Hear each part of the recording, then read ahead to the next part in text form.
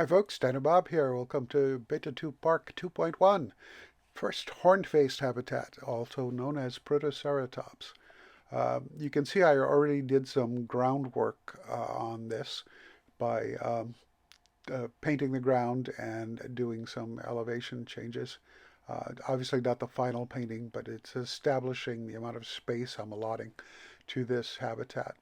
I'm building this roof with the emissive panels. I tried doing it with the clear panels, which is what I wanted, but I was having a lot of trouble actually seeing them to manipulate them in the building of this structure. Uh, Proceratops came from an arid environment, and this park is set in a more semi-arid environment, sort of Mediterranean kind of environment. So it would be wetter than the animal was used to. And when you take desert animals and put them in wet environments, they often have medical issues.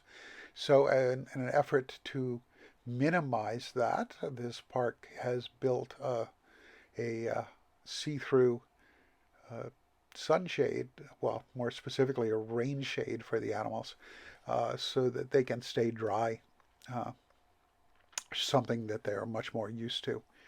Um, I'm also leaving space around the building because if we do get the full 50 animals without more changes, we should see two more animals from this formation that I would like to see displayed together.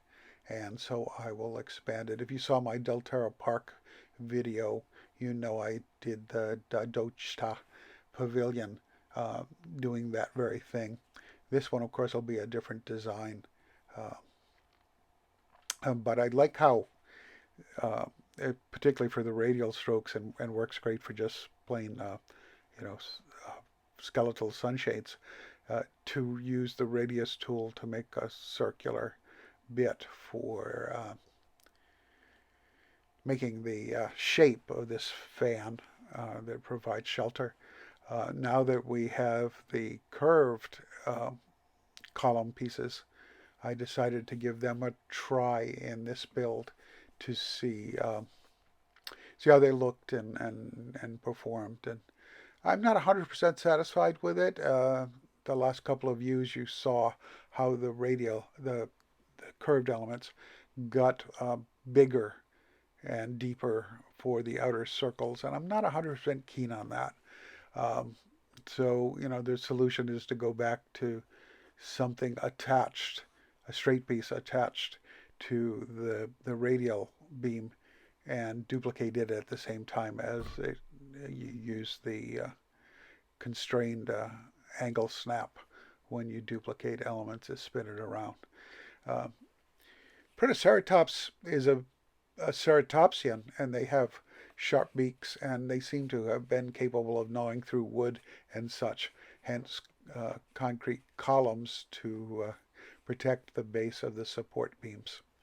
Um, I think I made them high enough that the animals couldn't rear up and start gnawing on the posts, but I don't know.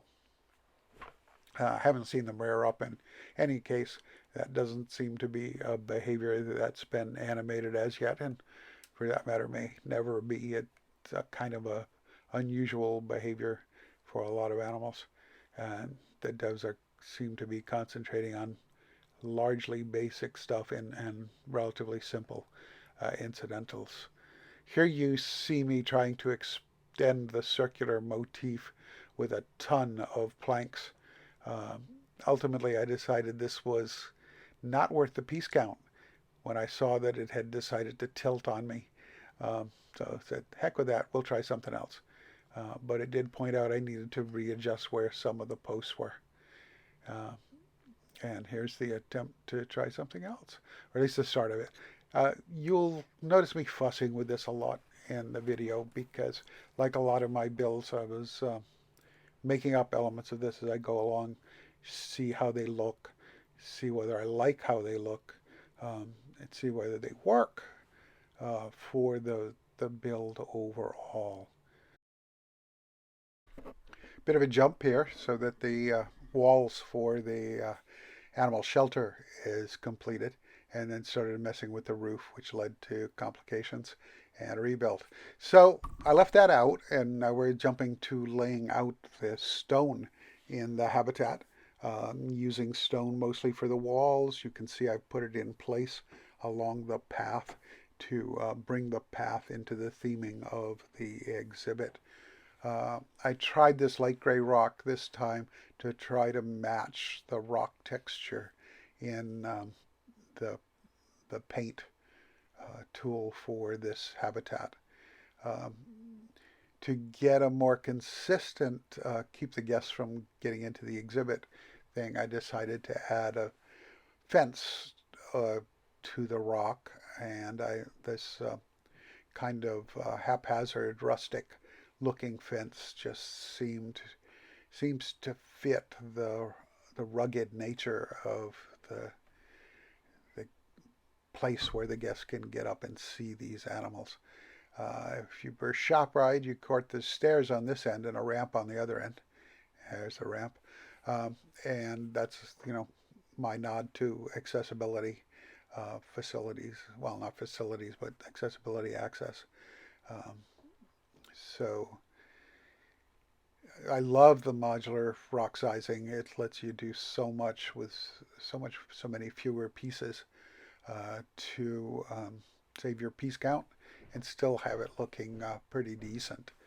Um, so let's see, now it's time to move on to some vegetation.